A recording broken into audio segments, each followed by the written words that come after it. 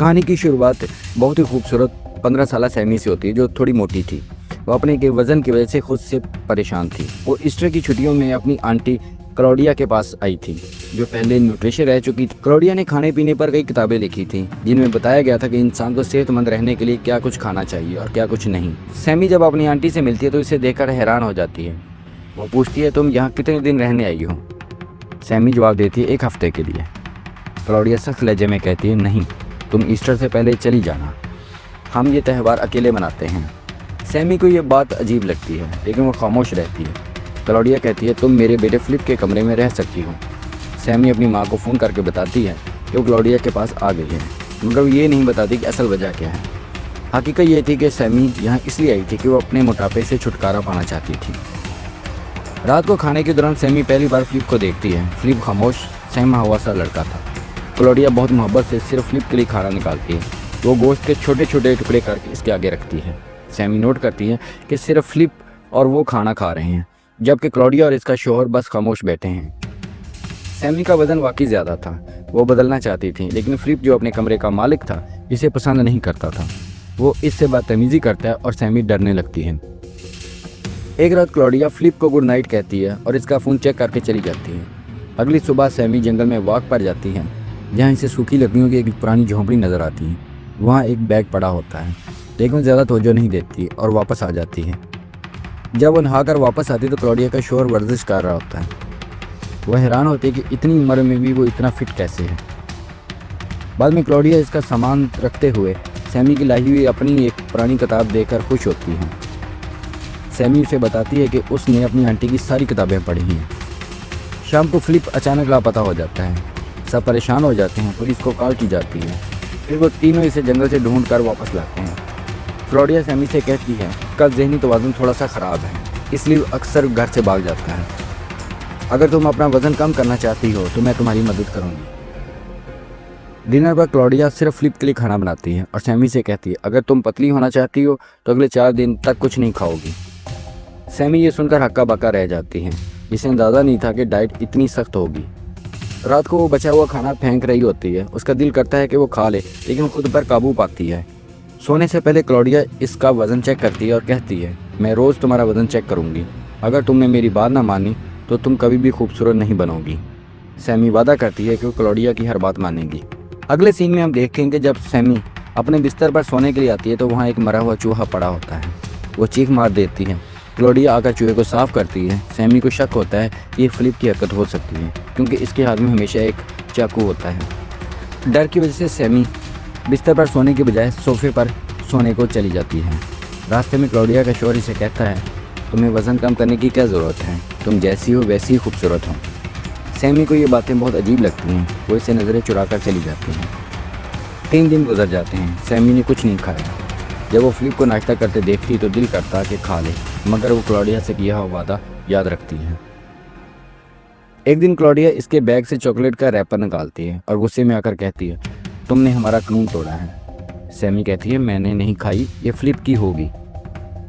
Claudia एक मौका और देती है, लेकिन सख्ती से कहती है, आइंदा ऐसी हरकत बिल्कुल बर्दाश्त नहीं होगी। एक दिन सैमी नोट करती है कि फिलिप के चेहरे पर चोट के निशान हैं। पूछने पर क्लॉडिया कहती है, वो सीढ़ियों से गिर गया था। मगर सैमी को शक होता है कि फिलिप के साथ कुछ तो गलत हो रहा है। रात को सिर्फ फिलिप खाना खाता है। सैमी को एक तवीज़ दिया जाता है और कहा जाता है, अगर तुम्हें भूख लगे तो इसे चूम लेना, तुम्हारी भूख ख़त्म हो जाएगी। अगली रात सैमी बेड पर सोने के बजाय सोफे पर सोने जाती हैं। क्लॉडिया कहती है, आज तुम अपने कमरे में सो जाओ, मुझे कुछ काम है। सैमी पूछती है, अब क्या कर रही हैं? क्लॉडिया कहती है, एक किताब लिख रही हूँ, मगर आम लोग इसे नहीं समझ सकते। सैमी कमरे में चली जाती है। भूख के मारे नींद नहीं आती। वो फ्रिज खोलती है तो सब कुछ खाली होता है। अचानक क्लॉडिया का शौहर आ जाता है और सैमी के करीब आने लगता है। सैमी के हाथ में चाकू होता है और उसे ज़ख्मी कर देती है। फिर वो चीख कर उठती है। ये एक डरावना ख्वाब था। हकीकत में फ्रिज भरा हुआ था। सुबह फिलिप फिर अकेला नाश्ता करता है। सैमी सोचती है कि मैं तो अपना वज़न कम करने के लिए कुछ नहीं खाती, मगर क्लॉडिया और इसका शौहर खाते क्यों नहीं? इन्हें कभी भूख नहीं लगती? 5 दिन गुजर जाते हैं। क्लॉडिया का शौहर शिकार पर जा रहा होता है। वो फिलिप को भी साथ ले जाता है। सैमी भी इनके साथ चलने की इजाज़त मांगती है। शिकार के दौरान फिलिप एक खरगोश पर गोली चलाता है। खरगोश जख्मी हो जाता है। क्लॉडिया का शौहर इसे चाकू देता है और कहता है, इसे मार दो ताकि इसे तकलीफ ना हो। फिलिप का चेहरा खौफ से सफ़ेद हो जाता है, वो कांप रहा होता है। सैमी आगे बढ़कर खरगोश को काट देती है। इसी रात सैमी फिलिप को कहती है कि इसकी मामा इससे बहुत प्यार करती है, फिर भी वो डरा हुआ सहमा हुआ क्यों रहता है। फिलिप कहते हैं इसे डर भी अपनी माँ से लगता है। थोड़ी देर बाद क्लाउडिया आती है, जो हमेशा की तरह फिलिप को गुड नाइट कहने आती है। क्लाउडिया के जाते ही फिलिप सैमी से कहता है, देखा तुमने, वो मुझसे नफरत करती है, एक दिन मुझे ज़रूर मार डालेगी। सैमी को फिलिप की बातें फजूल लगती हैं। इसे लगता है कि फिलिप पागल है, इसलिए वो ध्यान नहीं देती। अगले सीन में हम देखते हैं कि क्लाउडिया ज़मीन में कुछ दफना रही होती है, जिसे सैमी देख लेती है। जब वो चेक करती है तो वहाँ एक गुड़िया और फिलिप की तस्वीर दबी होती है। ये देखकर सैमी डर जाती है और फ़ौरन अपनी माँ को कॉल करके सब बताती है। माँ कहती है, हाँ क्लाउडिया काला जादू जानती है, मगर वो नुकसान नहीं पहुँचाती। तभी पीछे से क्लाउडिया आ जाती हैं और सैमी जल्दी से फ़ोन बंद कर देती हैं। सैमी को अजीब ख्यालात आने लगते हैं। वो क्लाउडिया की लिखी हुई किताब देखना चाहती है। जब वो किताब देखती है तो मज़ीद डर जाती है। किताब में काले जादू के तरीके, भूतों की ड्राइंग्स और अपने बच्चों को खाने जैसे अल्फाज लिखे होते हैं। ये सब देखकर सैमी का दिल दहल जाता है। अब वो वहाँ से निकलना चाहती है। अगले सीन में हम देखते हैं कि क्लाउडिया फिलिप को खाना खिलाते वक्त मार रही थी। सैमी को ये सब अजीब लगता है। अब वो एक पल भी यहाँ रुकना नहीं चाहती। वो चुपके से गेट की चाबी चुरा लेती है और फिलिप को बताती है, कल सुबह 6 बजे हम यहाँ से भाग जाएंगे। ये कहकर सैमी सो जाती है, लेकिन जब उसकी आंख खुलती है तो सुबह के 8 बज चुके होते हैं। फिलिप वहाँ नहीं होता। दरवाज़ा खुला होता है। सैमी सोचती है कि फिलिप इसे छोड़कर भाग गया है। थोड़ी देर बाद क्लाउडिया का शोर आता है। पूछता है, क्या तुम अपने घर जाना चाहती हो? सैमी कहती, हाँ मैं अब यहाँ नहीं रुक सकती। वो कहता है, तुम अपना सामान पैक करो, मैं तुम्हें छोड़ देता हूँ। जाने से पहले सैमी फिलिप को आखिरी मैसेज करती हैं। जवाब में फिलिप सिर्फ अपनी उंगली की तस्वीर भेजता है, जैसे मजाक कर रहा हूँ। ये देखकर सैमी को गुस्सा आता है। अब वो समझती कि फिलिप वाकई पागल था और क्लाउडिया की बातें सच थीं। इसलिए सैमी अपना इरादा बदल देती है और क्लाउडिया के पास जाकर कहती है वो ईस्टर तक वहीं रुकेगी, जिसे सुनकर क्लाउडिया खुश हो जाती है। अगले सीन में हम देखते हैं कि ईस्टर का दिन आ जाता है। क्लाउडिया और इसका शौहर बाहर खाने की तैयारी करते हैं। टेबल पर मोमबत्तियाँ जलाई जाती हैं। क्लाउडिया गोश्त बनाती है, जो सैमी, क्लाउडिया और इसका शौहर मिलकर खाती हैं। सैमी को खाना बहुत मज़ेदार लगता है, क्योंकि इसने कई दिन बाद पेट भरकर खाया था।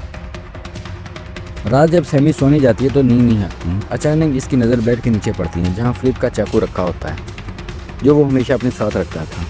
सैमी को अब शक गुजरता है। वो फिलिप की भेजी तस्वीर दोबारा देखती है और गौर से इसमें मौजूद फार्म हाउस पहचान लेती है। वो फ़ौरन फार्म हाउस जाती है और फिलिप को आवाज़ें देती है, और तब इसे फिलिप मिलता है, लेकिन वो ज़िंदा नहीं होता। इसका आधा जिस्म कटा हुआ होता है। सैमी को समझ आता है कि शाम के वक्त जो खाना उन्होंने खाया था वो गोश्त असल में फिलिप का ही था। ये देखकर सैमी का दिमाग काम करना बंद कर देता है। इसके पाँव के नीचे से ज़मीन निकल जाती है और वो चीखने लगती है। तभी क्लाउडिया का शौहर आता है और इसे संभालता है। वो कहता है, कोई बड़ी बात नहीं, और मैं तुम्हें घर छोड़ देता हूँ, वक्त के साथ तुम ये सब भूल जाओगी। अब सैमी को यकीन हो जाता है कि क्लाउडिया का शौहर भी इसके साथ मिला हुआ है। इसी वक्त सैमी के हाथ में फिलिप का चाकू होता है। वो क्लाउडिया के शौहर को मारकर वहाँ से भाग जाते हैं। क्लाउडिया और इसका शौहर इसके पीछे भागते हैं। शौहर कहता है, देखो वो भाग रही है, बच कर न जाए। सैमी रोते हुए जंगल की तरफ भागती है। क्लाउडिया भी इसके पीछे आती है और इसे रोकने की कोशिश करती है, मगर सैमी अब सब जान चुकी। कहानी के शुरू में जो झोंपड़ी और बैग दिखाया जाता है, इसमें पेट्रोल था। सैमी इसी पेट्रोल को क्लाउडिया पर डालकर इसे ज़िंदा जला देती है और वो किसी तरह भागकर गाड़ी तक पहुंचती है। गाड़ी के बाहर क्लाउडिया का शौहर जख्मी हालत में तड़प रहा होता है और कहता है, प्लीज़ मुझे गन दो, मुझे मार दो, मुझे तकलीफ़ हो रही है। मगर सैमी से नहीं मारती। वो चाहती है कि ये तड़प तड़प कर मरे। कहानी के आखिर में पता चलता है कि क्लाउडिया शैतानी ताकतों की पूजा करती थी। वो एक जादूगरनी थी जो अपने ही बच्चों को खाकर जादू करती थी। इसका यकीन था कि इसका बेटा अमर हो जाएगा, क्योंकि अब वो इसके जिस्म का हिस्सा बन चुका है। ये कहानी हमें बताती कि शैतानी ताकतों पर यकीन इंसान से क्या कुछ नहीं करवा सकता, लेकिन बुरे कामों का अंजाम हमेशा बुरा होता है, जैसे क्लाउडिया और इसके शौहर का हुआ। इसके साथ कहानी ख़त्म हो जाती है।